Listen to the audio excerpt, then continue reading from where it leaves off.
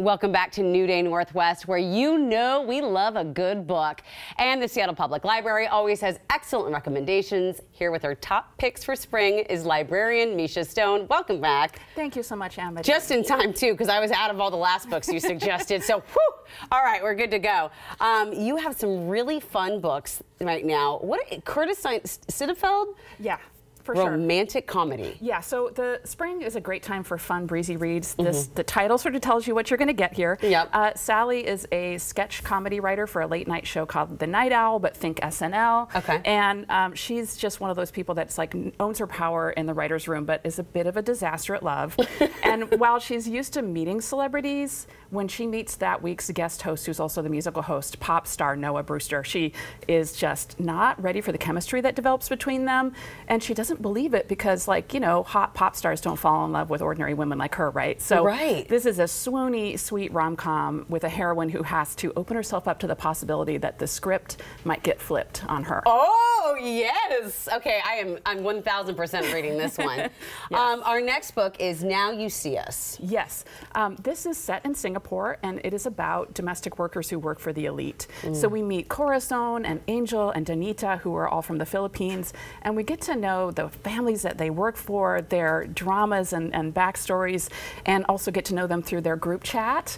And when a Filipina woman in their extended circle gets accused of murder, their online chat group goes, you know, in overdrive, and they are on the case. So this is a story of friendship and secrets, and it's also about the people that the powerful don't see. Yes. And we see the world through their eyes. It's a compelling, character-driven murder mystery. As you're talking about this, and I was reading the title, I just got the chills. What a fun and unique read. It's a peak pick. What does that mean, by the way? No roll, no wait. What does that mean? Yeah, so peak pick is every month we have a variety of fiction and nonfiction that we feature in the peak pick, which means you have to walk into our doors to grab it. It's there on display at all of our locations, and we try to highlight some of the things that we think will be popular and interesting, and yeah, it's a great way to get open yourself up to new authors and books. And if you're used to reading on a device, sometimes it's fun to switch back to this. I just bought a book light, so I'm really ready for it. Excellent. Chain Gang All-Stars. Yeah, so Nana Kwame Adjei-Brenyah really hit the scene with his short story collection Friday Black, which is a surreal and satirical collection about racism in America. And this book is making as big a smash. This is his debut novel.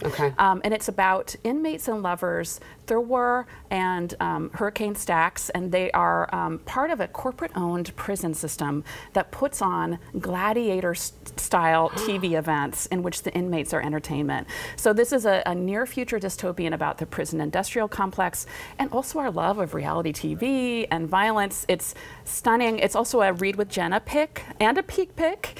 And the author will be here on May 22nd in conversation with Naomi Ishisaka from Seattle Times. Oh my goodness, there are so many layers to this. I cannot wait to read that. I'm definitely suggesting that for book club.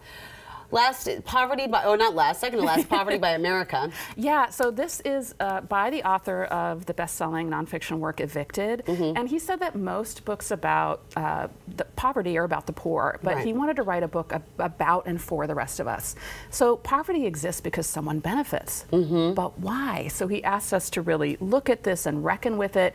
This is a book that is really a positively oriented book that looks at both how we sustain poverty, but also how we have a role to play in dismantling it. It's a galvanizing call to what he calls poverty abolition, which he says cuts across political lines, and that all of us have a part to play in learning and doing more. And that's so important when somebody puts it down to words that others can find out about it and reach that knowledge that sometimes is difficult. And by the way, y'all, if there are sometimes books that are too heavy for you to maybe read, that's when I choose an audiobook. You know, driving around. That would be a great one if you wanted to just listen to. Absolutely. Our last book is Enticing Joy. Yeah, I wanted to... Inciting.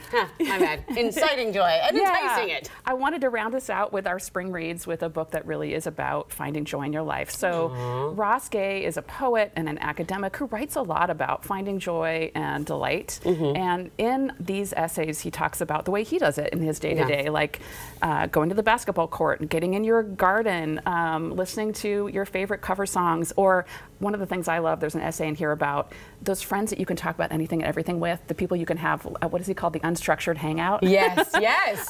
So, you know, it's a book that also doesn't shy away from the sorrows of the world and talks about how in a more just world, we would be creating more spaces for joy for everyone. Yeah. So this is just a lovely spring read and rumination on this topic. And I love a book like this because if it's an essay, you can pick it up, you can read an essay, and then you can let it down. You don't feel like you need to get back to it right away. So what a what a great selection. Oh, thank you so much. Now I may continue reading again. Thank you, Misha. Thank you, I Annabelle. appreciate it as always.